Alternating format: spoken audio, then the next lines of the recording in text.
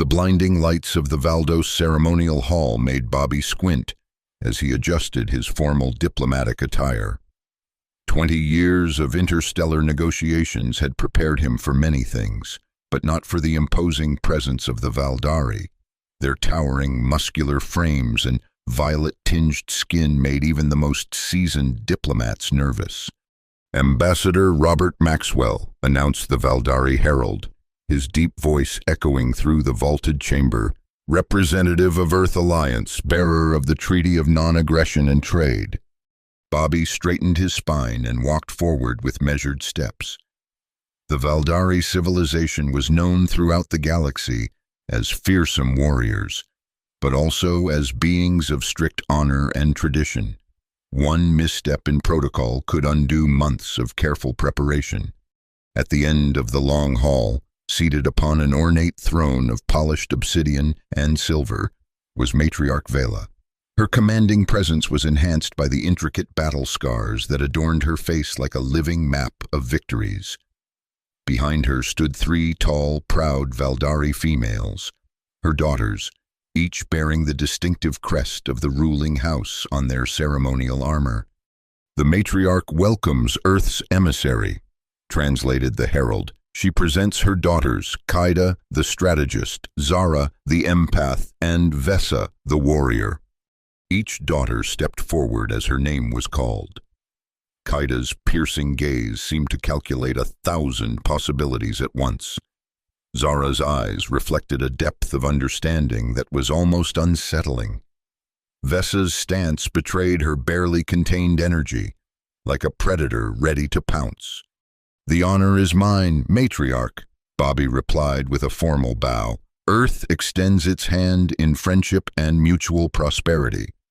The matriarch nodded approvingly. "We have heard much of your diplomatic skills, Ambassador Maxwell. The Alliance speaks highly of your 20 stellar cycles of service." Bobby allowed himself a small smile. His reputation had preceded him, built on a foundation of successful treaties and alliances across 17 star systems. Yet he was acutely aware that most of his counterparts had been reasonable, civilization-minded beings. The Valdari respected strength above all else, strength he had demonstrated only in conference rooms, never on battlefields. "The treaty before us marks a historic moment," Bobby continued, retrieving the document from his aide. "2 strong civilizations choosing cooperation over conflict." As he spoke, a young Valdari female entered from a side door, carrying a ceremonial pitcher of water. Unlike the 3 daughters, she wore simpler attire, though still marked with the royal insignia. "Ah, my youngest, Shireen," the matriarch explained. "She assists in the ceremonial preparations." Bobby nodded respectfully toward Shireen as she began pouring the crystal-clear liquid into ornate goblets. The tension in the room was palpable but controlled, exactly what he had expected from this preliminary meeting before tomorrow's formal signing. What he hadn't expected was the flash of movement from the shadows behind a massive pillar.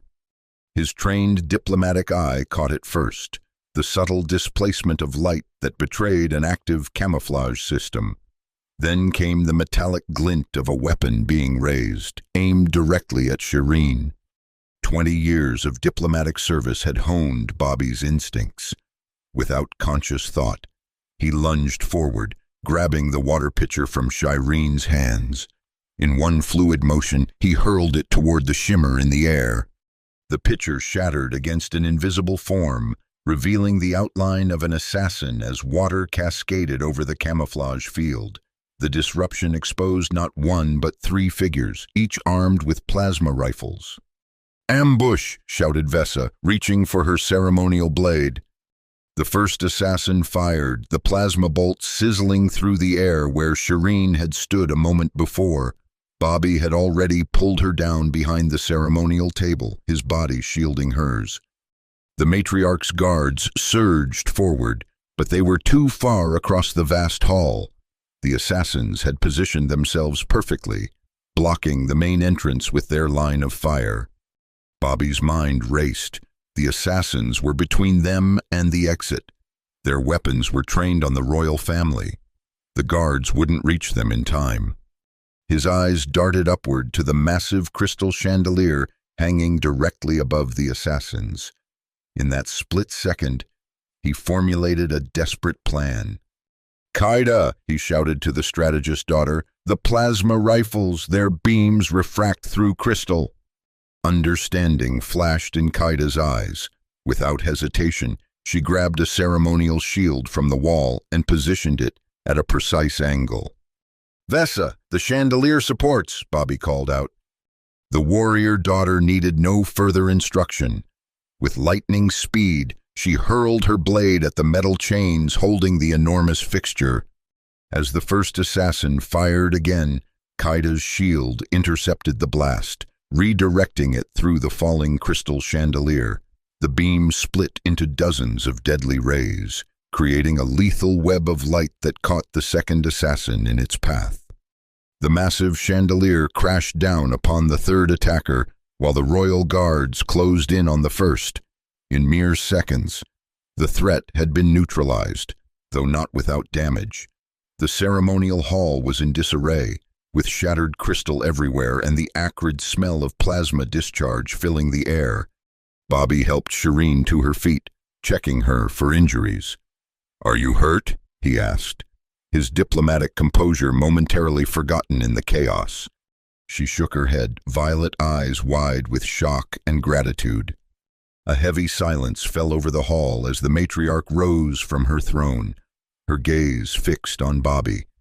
The human ambassador straightened, preparing for a diplomatic incident. He had acted without permission, disrupted a formal ceremony, and potentially overstepped his bounds in a culture obsessed with protocol and propriety. To his surprise, the matriarch descended the steps and approached him, her towering frame making him feel unusually small. "Ambassador Maxwell," she said, her voice carrying across the silent hall, "you have saved the life of my blood with quick thinking and brave action." Bobby bowed slightly. "I acted as anyone would, matriarch." "No," she replied firmly. "You acted as a Valdari warrior would, yet with the cunning of a human diplomat, this is unexpected." The matriarch turned to address the assembled Valdari nobles and officials. "By the ancient laws of Valdos, when a warrior saves the life of royal blood, they are entitled to claim a reward of equal value." Bobby nodded, familiar with this custom from his briefings. Typically, such rewards involved land, titles, or precious resources. He prepared to graciously accept whatever token the matriarch might offer. "Ambassador Maxwell," the matriarch continued, her voice solemn, "according to our most sacred traditions, you may choose one, all three, or none of my daughters to bond with your life force." The hall erupted in shocked murmurs. Bobby froze, certain he had misunderstood or that something had been lost in translation. "Matriarch," he began carefully, "I fear there may be some confusion." "There is no confusion," she interrupted. "You have demonstrated the qualities we value most: strategy, empathy, and courage, the same qualities embodied by my three eldest daughters." She gestured to Kaida, Zara, and Vesa, who stood at attention behind her, their faces unreadable. Bobby's diplomatic training kicked in, buying him time to process this unexpected turn. "This is indeed a great honor, one I could not have anticipated. In the tradition of respectful negotiation, might I request time to consider such a significant decision?" The matriarch's lips curved in what might have been amusement. "Spoken like a true diplomat. You shall have 3 days, during which you will face 3 challenges, one presented by each of my daughters. These trials will allow both sides to determine compatibility." Bobby bowed, mind racing. This wasn't just a marriage proposal, it was a genetic and political alliance that would fundamentally alter human-Valdari relations. The implications were staggering. "I accept the time for consideration, matriarch, and I will approach the challenges with the respect they deserve." As the meeting adjourned and Bobby was escorted to his quarters, he activated his secure communicator as soon as he was alone. "Commander Sack, we have a situation." The gruff voice of his military liaison crackled through the device. "Don't tell me you've managed to insult them already. Maxwell." "Quite the opposite," Bobby replied, still struggling to believe the words as he spoke them. "The matriarch has offered me her daughter's hands in marriage, potentially all three of them." The stunned silence on the other end was briefly satisfying. "Come again?" Sack finally managed. "I saved her youngest daughter from assassins, and now I'm eligible to marry her three older daughters according to some ancient Valdari law." "Well, that's unexpected. I assume you're going to politely decline this honor." Bobby paced the opulent guest chamber. "It's not that simple. This isn't just marriage, it's a biological and political bond. Refusing outright could be seen as rejecting the Valdari themselves at a crucial moment in our negotiations." "And accepting means what exactly? You become part of the royal family?" "Something like that. Look, I need everything we have on Valdari bonding rituals, power structures, and the three daughters in question, and I need Director Hayes on the line as soon as possible." "On it. And Maxwell, try not to acquire any more potential spouses before backup arrives." Bobby ended the transmission and sank into a chair, his mind racing through implications, possibilities, and potential catastrophes. One thing was certain: his diplomatic career had just taken a turn that no training manual had ever covered. The following morning, Bobby was escorted to a vast spherical chamber deep within the Valdari palace. The walls were lined with a material that seemed to absorb light rather than reflect it, creating an unsettling void-like effect. Qaida, the eldest daughter, awaited him.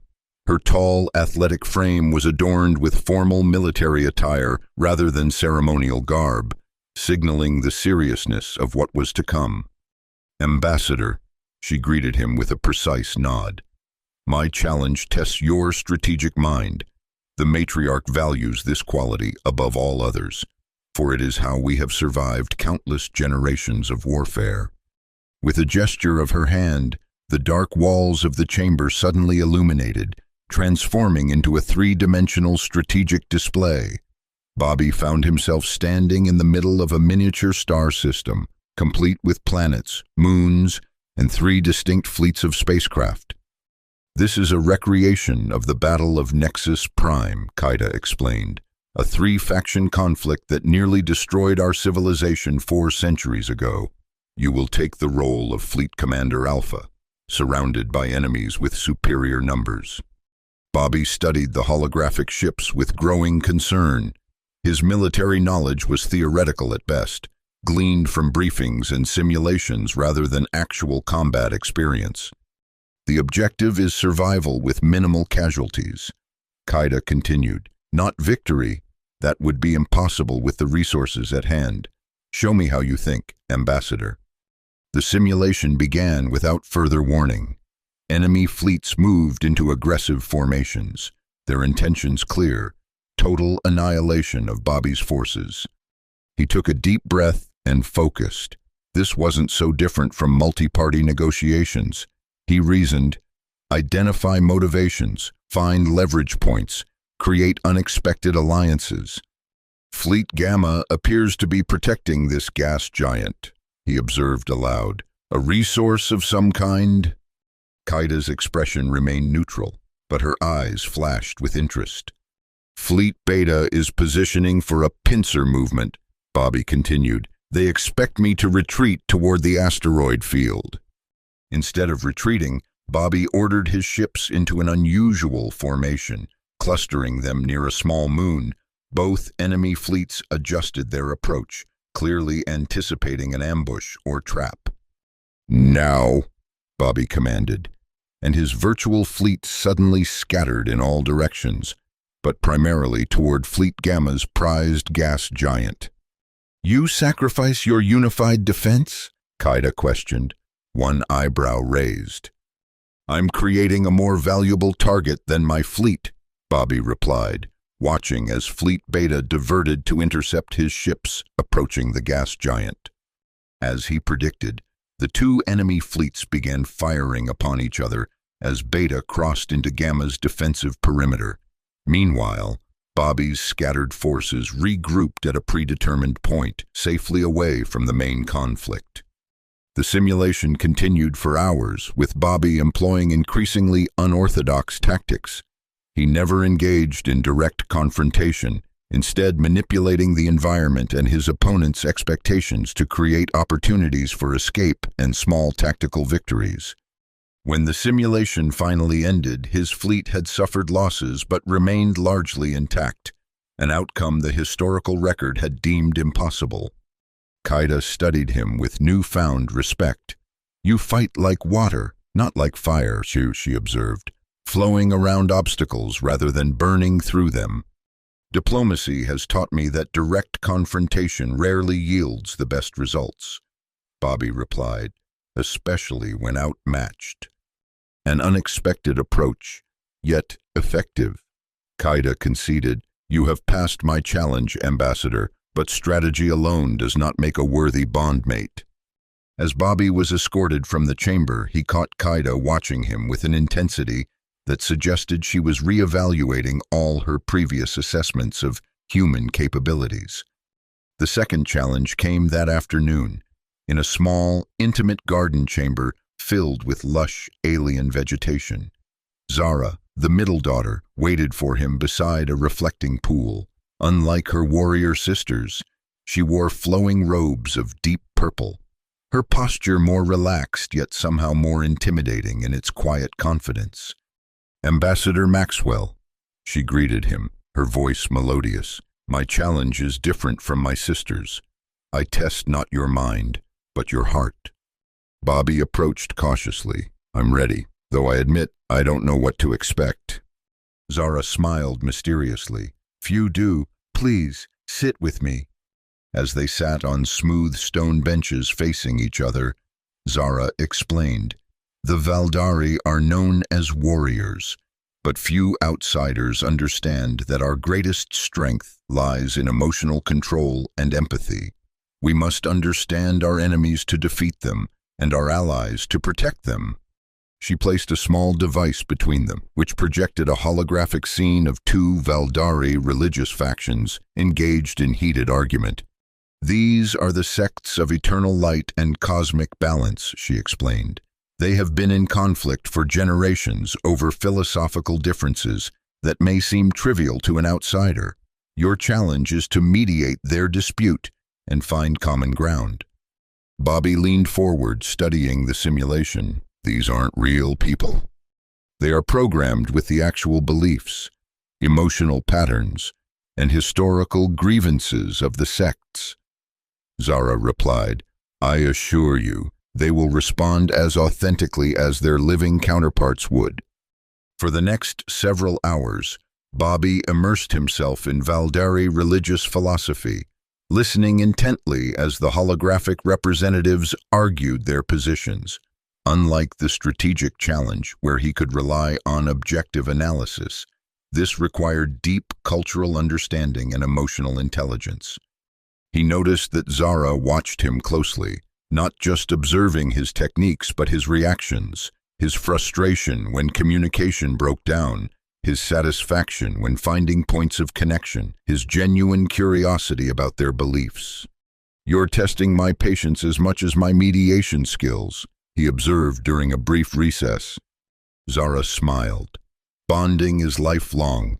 Ambassador, a diplomat's mask can be maintained for a meeting, perhaps even for months of negotiations, but not forever. I need to see what lies beneath." The simulation resumed, and Bobby approached it differently, setting aside his formal diplomatic techniques and instead allowing his natural curiosity and empathy to guide him. He asked questions about how each sect's beliefs made them feel, what hopes they had for future generations, what fears kept them from compromise. Gradually, the holographic Valdari began to respond to his authenticity with their own. By the session's end, they had established a framework for ongoing dialogue, based on their shared commitment to Valdari spiritual growth, despite their different paths. As the simulation faded, Zara studied him thoughtfully. Most outsiders attempt to solve such disputes with logical arguments or by imposing solutions. You chose to understand first. Understanding has to precede resolution, Bobby replied. Otherwise, you're just treating symptoms, not causes. A wise approach, Zara acknowledged. But tell me, Ambassador, did you truly care about their dispute, or were you simply performing your diplomatic function? The question caught him off guard with its directness. Both, he admitted after a moment. I began with professional interest, but once I understood the depth of their convictions. Yes, I came to care about finding a path that honored both traditions. Zara's expression softened almost imperceptibly. Then you have passed my challenge as well. Ambassador, true empathy cannot be faked, especially not to an empath. As Bobby left the garden chamber, he realized that Zara had been subtly scanning his emotional responses throughout the entire challenge. The thought was both unsettling and intriguing, to be so thoroughly seen by another being. The final challenge awaited him at dawn the following day. Bobby was led to an open-air training ground where dew still clung to the strange, blue-tinged grass. Vesa, the warrior daughter, stood in the center, dressed in light combat attire, her muscular frame tense with anticipation. Ambassador, she called out with considerably less formality than her sisters. Hope you slept well, because you'll need your strength today. Bobby approached cautiously. Of all the daughters, Vesa most embodied the fearsome warrior reputation of the Valdari. What's the challenge? Vesa grinned, revealing sharp canines. Simple, you fight me. Bobby blinked. I'm sorry. Hand-to-hand combat, she clarified, bouncing slightly on the balls of her feet. Don't worry, I won't kill you. Probably. I'm a diplomat, not a warrior, Bobby protested. This hardly seems like a fair assessment. Life isn't fair, Vesa shrugged, and leadership sometimes requires physical courage. Besides, I'm curious about human capabilities. Her eyes gleamed with mischief. Unless you'd prefer to forfeit, no shame in knowing your limitations. The challenge was clear. This was as much about pride and courage as it was about combat skill. Bobby removed his formal jacket and rolled up his sleeves. Very well. What are the rules? First blood or surrender, Vesa replied, looking pleased with his decision. Ready yourself, human. Before he could properly prepare, Vesa launched forward with astonishing speed. Bobby barely managed to sidestep her initial attack, feeling the wind of her passage as she spun past him. Not bad, she commented, circling him. Most opponents don't even see the first strike. Bobby kept his stance defensive, remembering the basic combat training all diplomats received against a Valdari warrior. However, he knew his technical skills would be woefully inadequate. His only advantage might be unpredictability. When Vesa attacked again, instead of attempting to block or dodge, Bobby dropped completely to the ground and rolled, catching her off balance. He managed to sweep one of her legs, but she recovered with inhuman agility, turning what should have been a fall into a graceful flip. Interesting choice, she remarked, genuine surprise in her voice. For the next 20 minutes, they engaged in a dance of attack and evasion. Bobby employed every unorthodox tactic he could conceive, using the environment, feigning weakness, changing rhythm unexpectedly. He managed to avoid serious injury, though his body accumulated bruises and his breathing became labored. Vesa, meanwhile, seemed barely winded, though her expression had transformed from amusement to genuine interest. You fight strangely, she observed during a brief pause. No formal style I recognize. Adaptation, Bobby gasped, wiping sweat from his brow. The core of human survival. The fight resumed, and Bobby knew he couldn't last much longer.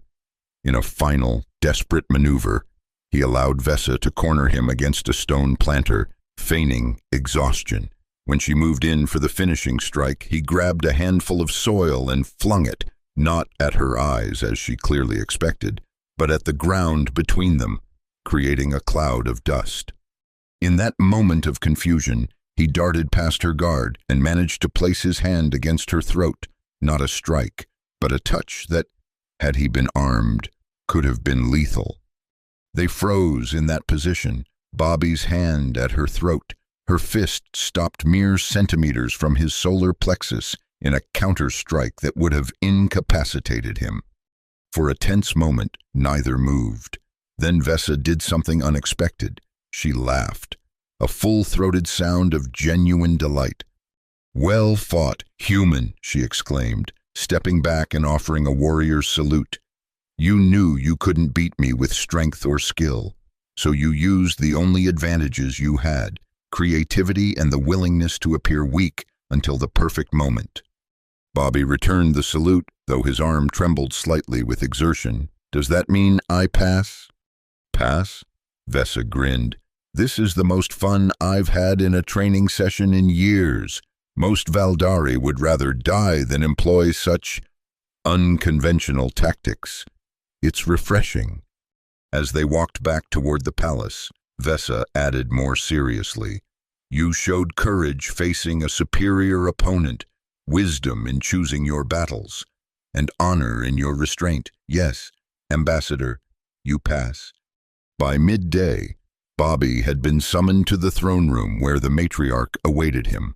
All three daughters stood beside her, their expressions carefully neutral. "Ambassador Maxwell," the matriarch began, "you have completed the 3 challenges set before you. Each of my daughters has presented her report." She paused, studying him intently. "It seems you continue to surprise us. Human." Bobby bowed respectfully. "The challenges were enlightening. Matriarch, I have learned much about Valdari culture through them." "And we have learned much about you," she replied. "The time has come for your decision. Will you choose one, all 3, or none of my daughters for the life bond?" The weight of the moment pressed upon Bobby. His communications with Earth had been limited, but Director Hayes had made one thing clear: whatever his personal feelings, this opportunity for alliance was unprecedented. Before he could respond, however, an aide rushed into the throne room, his face tense with urgency. He whispered something to the matriarch, whose expression darkened immediately. "It seems our discussion must be delayed," she announced. "General Thorne requests an emergency council meeting regarding increased activity at our borders." Bobby recognized the name. General Thorne was the head of the Valdari Military Council, known for his conservative views and skepticism toward aliens. He was also, according to intelligence reports, the most likely suspect behind the assassination attempt. "Perhaps, as this concerns potential external threats, Ambassador Maxwell should attend as well," suggested Qaida smoothly. The matriarch considered this, then nodded.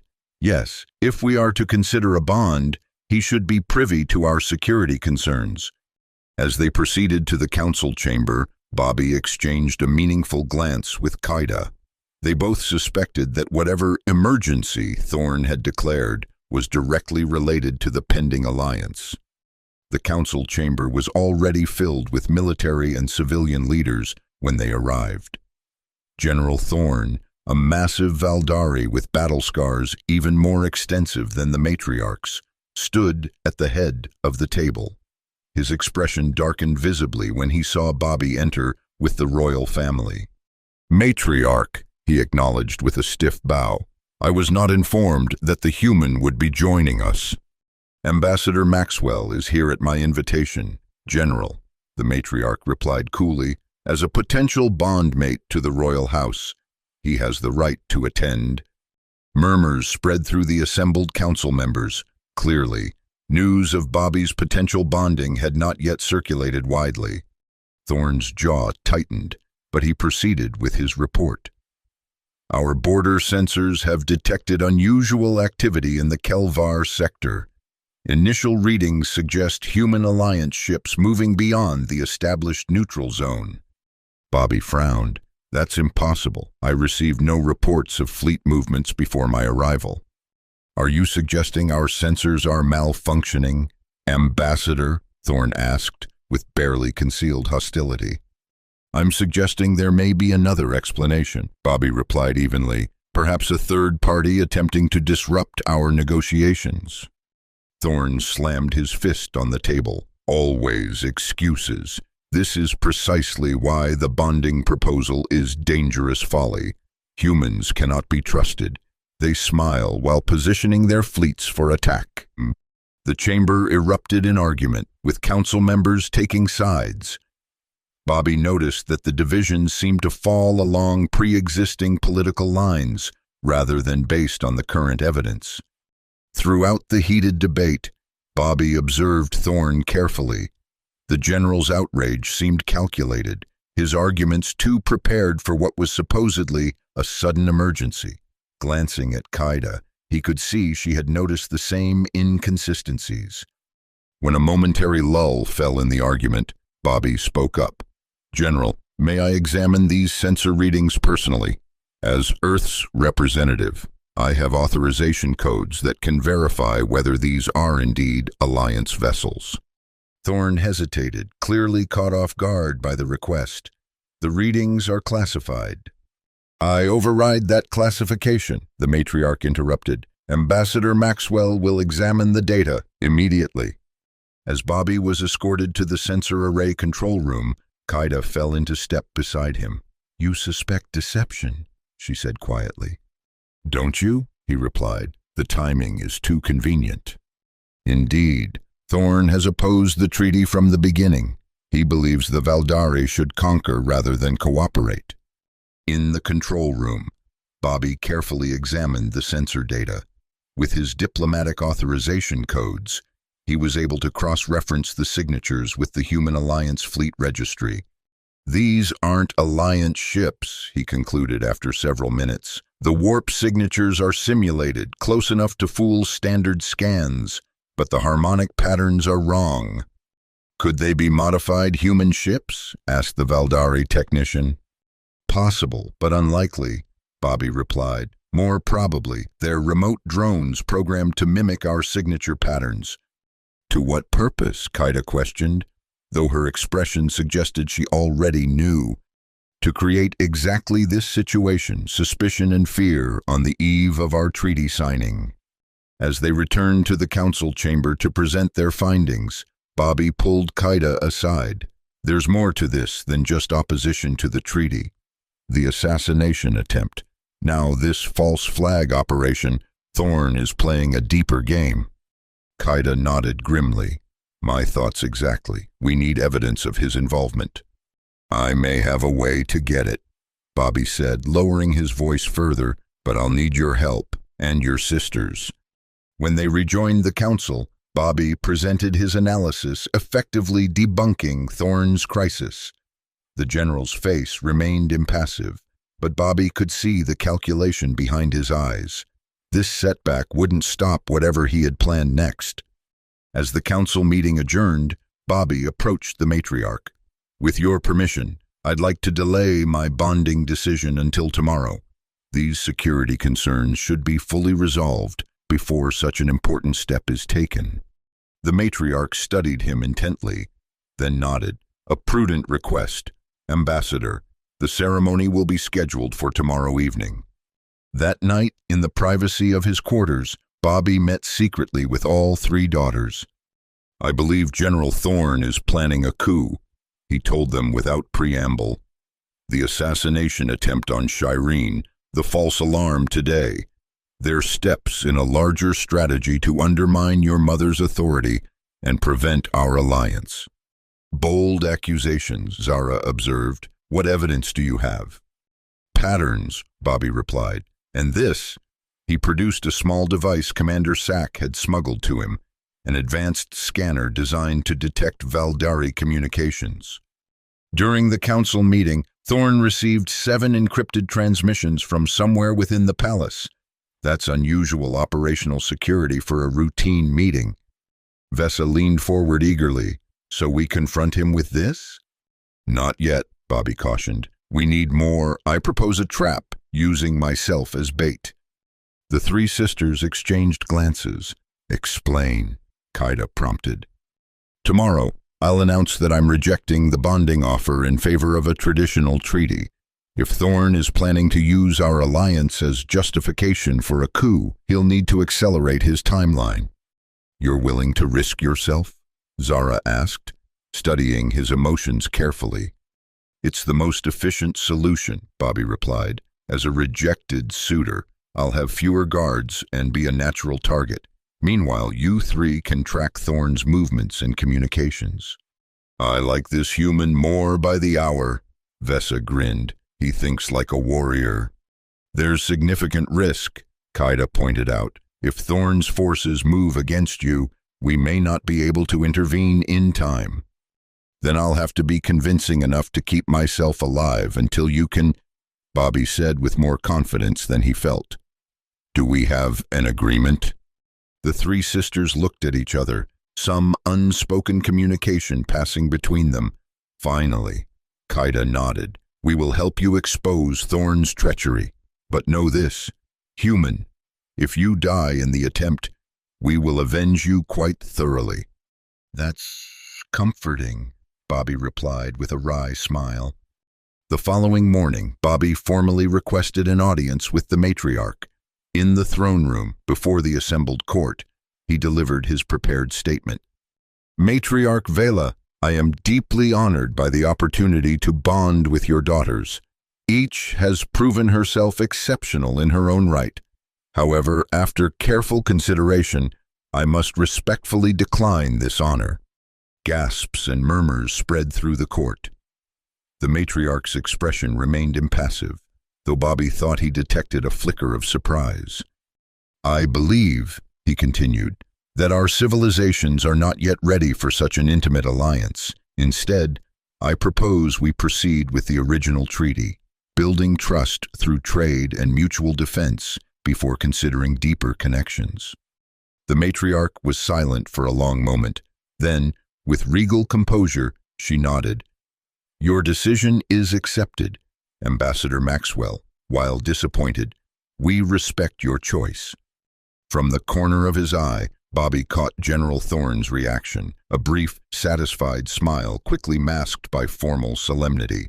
The trap was set.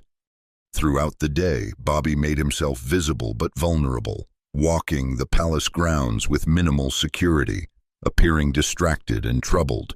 Meanwhile, the three sisters mobilized their own trusted guards to monitor Thorn's activities. By evening, their surveillance had yielded results.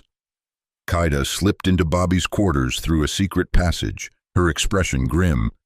Thorn has called a meeting of his most loyal officers in the ancient armory, she reported. It's scheduled for midnight, well after the palace guard rotation.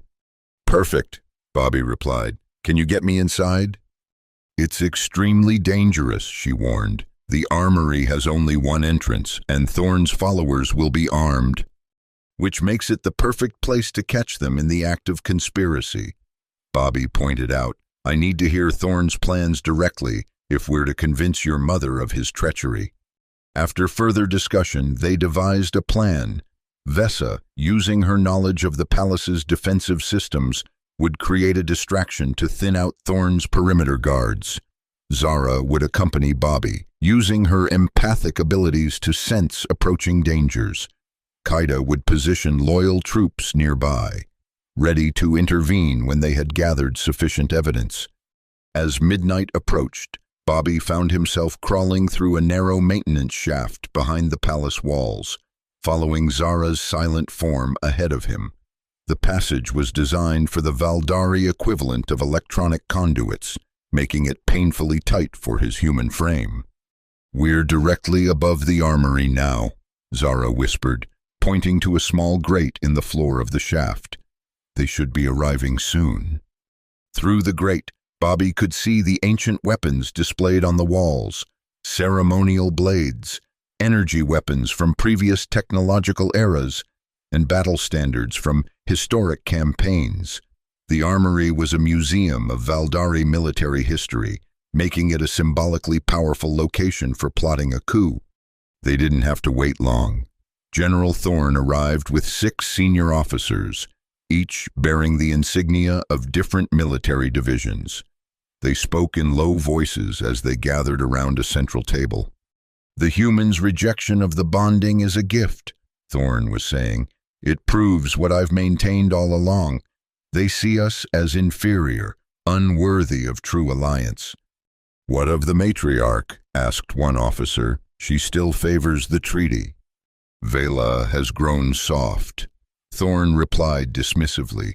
"She fears war because she has forgotten the glory of conquest.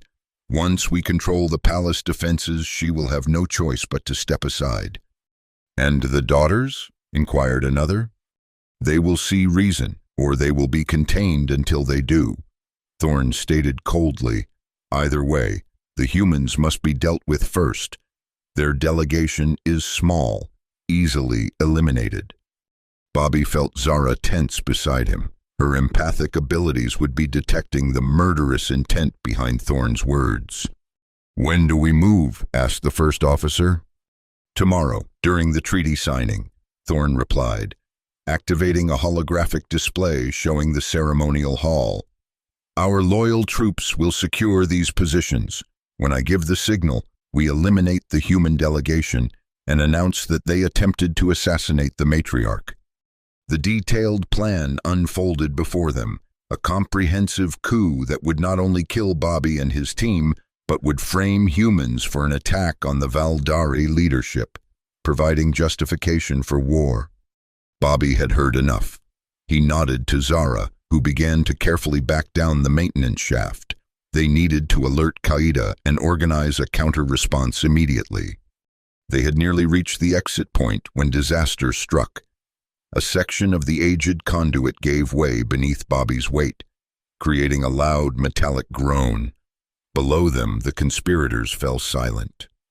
"Guards," Thorne shouted, "search the upper levels. We have spies."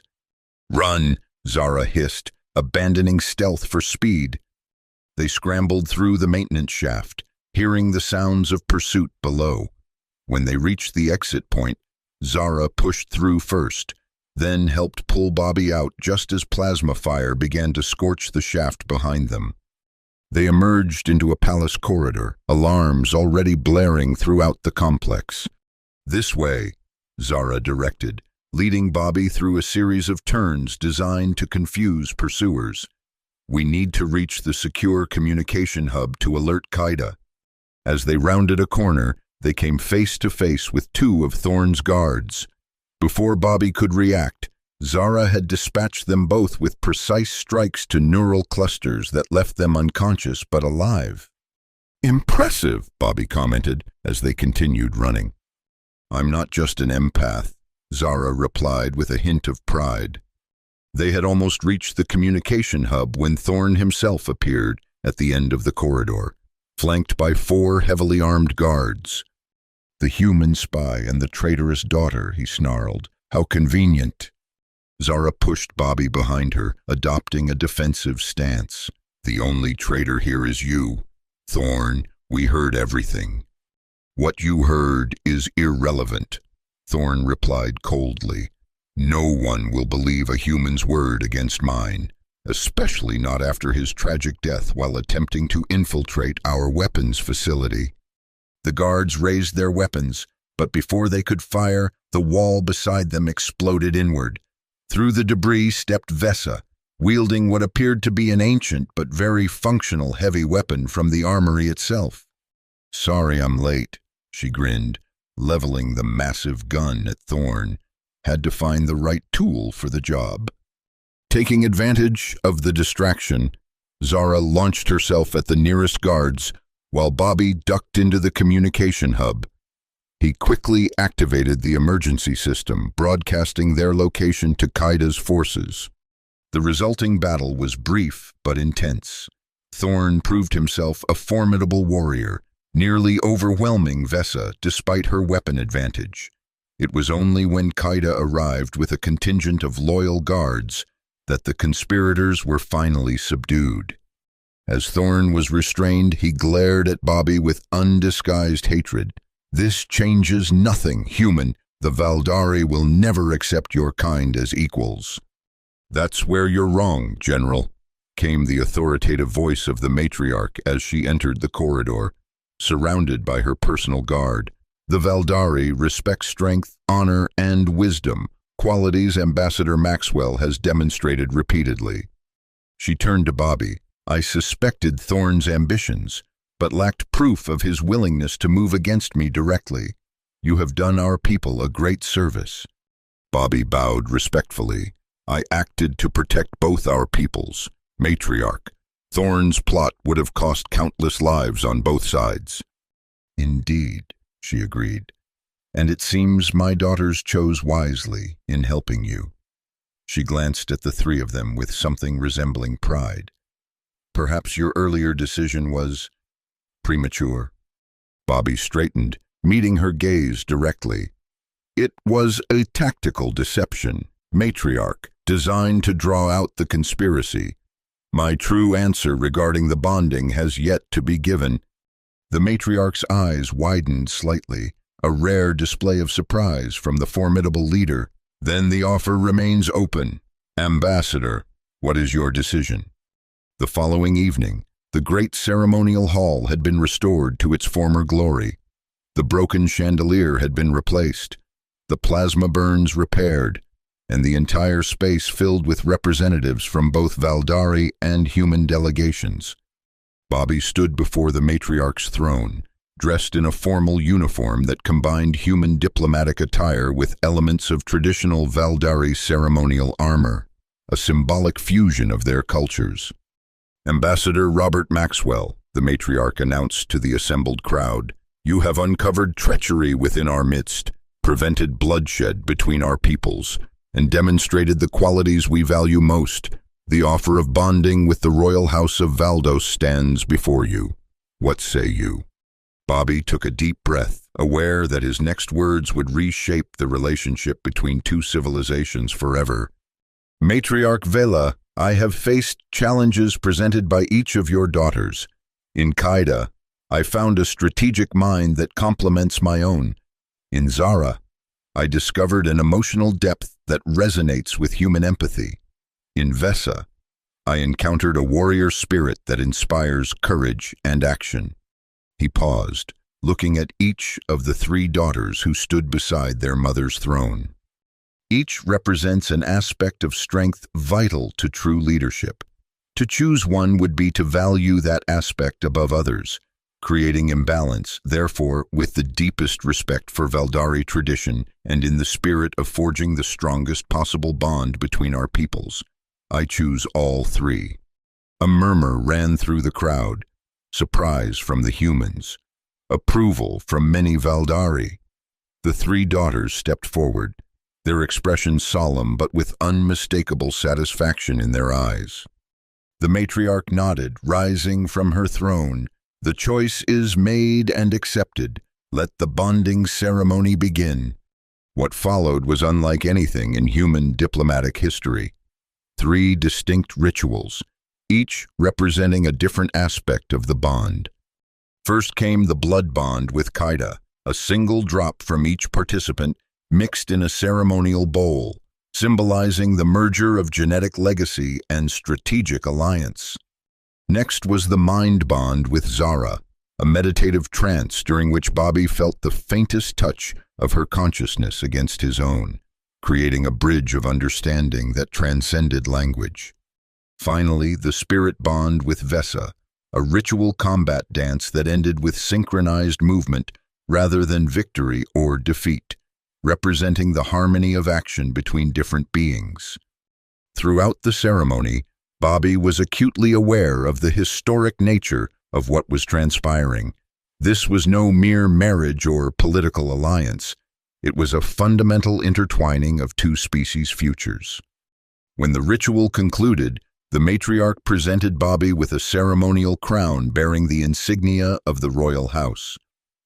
"You are now kin to the throne of Valdos," she declared. "Your voice carries the weight of our bloodline. Your actions reflect upon our honor."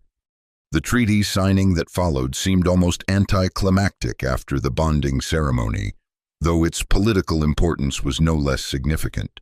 The Human Valdari Accord established not only trade and non-aggression pacts, but created frameworks for cultural exchange, technological cooperation, and mutual defense.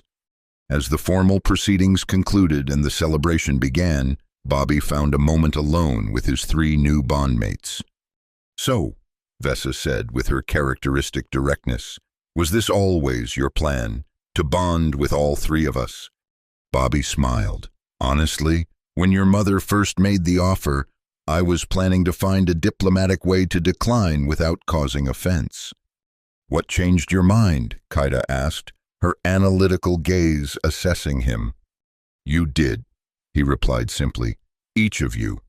The challenges showed me that there's far more to Valdari culture than our intelligence reports suggested. And," he hesitated, "I found myself genuinely drawn to each of you, for different reasons." Zara, ever the empath, smiled knowingly. "Your emotions confirm your words, though I sense apprehension as well." "Wouldn't you be apprehensive?" Bobby asked with a slight laugh. "I've just committed to a bond with 3 Valdari warrior princesses. The political implications alone are staggering, not to mention the personal adjustments." "Humans and their constant worry," Vesa teased, clapping him on the shoulder with enough force to make him wince. "Life is for living, not analyzing," says the warrior to the diplomat, Kaida remarked dryly. "But she's not wrong. We have created something unprecedented. Its future shape will emerge through our actions, not our predictions." The weeks that followed brought both challenges and triumphs. Not all Valdari accepted the unprecedented triple bonding, particularly those who had supported Thorne's traditionalist views. Political factions formed, some embracing the new alliance, others resisting what they saw as dilution of Valdari purity. For Bobby, the greatest challenge was transitioning from his role as diplomat to something far more complex. He was now simultaneously an ambassador, a member of the royal family, and a cultural bridge between 2 vastly different civilizations. Each of his bondmates helped in different ways. Kaida guided him through the labyrinthine politics of the Valdari High Command, helping him earn the respect of military leaders still skeptical of human capabilities. Zara introduced him to Valdari spiritual practices, teaching him to navigate the complex emotional undercurrents of their society. Vesa trained him in basic combat techniques, insisting that a consort of the royal house must be able to defend himself. "Your stance is still terrible," she critiqued during one particularly grueling session, "but at least now you might survive 10 seconds instead of 5. "Your encouragement is overwhelming," Bobby replied dryly, picking himself up from the training mat for what felt like the 100th time. Vesa grinned. "If I didn't think you could improve, I wouldn't bother training you." Despite the difficulties, the alliance began to bear fruit. Trade between human and Valdari systems increased exponentially. Cultural exchanges brought human artists to Valdos and Valdari warriors to Earth as instructors and students. Most importantly, the combined technological knowledge of both civilizations accelerated scientific progress in medicine, energy production, and space travel. 6 months after the bonding ceremony, Bobby stood on the observation deck of the newly constructed joint diplomatic station orbiting Valdos. The massive structure represented the physical manifestation of the alliance, a neutral ground where representatives from both civilizations could meet, work, and learn from each other. Kaida stood beside him, reviewing security protocols on a holographic display. "The defensive systems are fully operational," she reported, "a combination of Valdari energy shields and human point defense technology, quite effective." "And beautiful, in its way," Bobby observed, watching the shimmer of the energy field, against the backdrop of stars. On another level of the station, Zara was conducting the first official cultural exchange program, introducing human diplomats to Valdari customs and history while learning Earth traditions in return. Her empathic abilities made her uniquely suited to bridge the emotional and cultural gaps between the species. Meanwhile, Vesa had taken charge of the joint military training facility, where human and Valdari soldiers learned to fight together despite their physical differences. Her enthusiasm for combat was matched only by her creativity in developing tactics that utilized the strengths of both species. 3 more star systems have requested entry into the Alliance, Qaeda informed him, closing her holographic display. The Centauri Confederation, the Rigelian Trade Authority, and the Tau Ceti Republic. Bobby nodded, still gazing out at the stars. From 2 civilizations to a true interstellar alliance, more than I ever imagined when I first arrived on Valdos. Having second thoughts? Qaeda asked, studying his expression. No, he replied honestly, just reflecting on how quickly life can change. 6 months ago, I was a career diplomat with a spotless record and a predictable future. Now I'm bonded to 3 Valdari princesses and helping to reshape galactic politics. Regrets? Bobby turned to her with a smile. None, though I still have a lot to learn about being a proper consort. You're doing adequately, Qaeda replied, though the slight curve of her lips betrayed her approval. For a human. As they continued their inspection of the station, Bobby reflected on the journey that had brought him here. From that first moment when he disrupted a formal ceremony to save Shireen through the challenges and conspiracies, to this new role as both diplomat and family member, it had been a transformation he could never have predicted. The path ahead would not be easy. Thorne's supporters still existed, though they had gone underground after his execution for treason. Earth's government continued to adjust to the idea of one of their diplomats becoming part of an alien royal family, and the day-to-day challenges of bridging 2 fundamentally different species remained constant. Yet Bobby felt more alive, more purposeful than he had in years of traditional diplomacy. His bond with Qaeda, Zara, and Vesa had evolved from political arrangement to genuine connection, each relationship unique but equally meaningful. As they completed their tour and prepared to return to Valdos, Bobby took one last look at the massive station, a physical symbol of what could be accomplished when different civilizations chose cooperation over conflict. "What are you thinking?" Qaeda asked, noting his contemplative expression. "That sometimes," Bobby replied, "the most unlikely beginnings lead to the most extraordinary destinations." Qaeda nodded, placing her hand on his shoulder in a rare gesture of affection. "Indeed, and our journey has only just begun."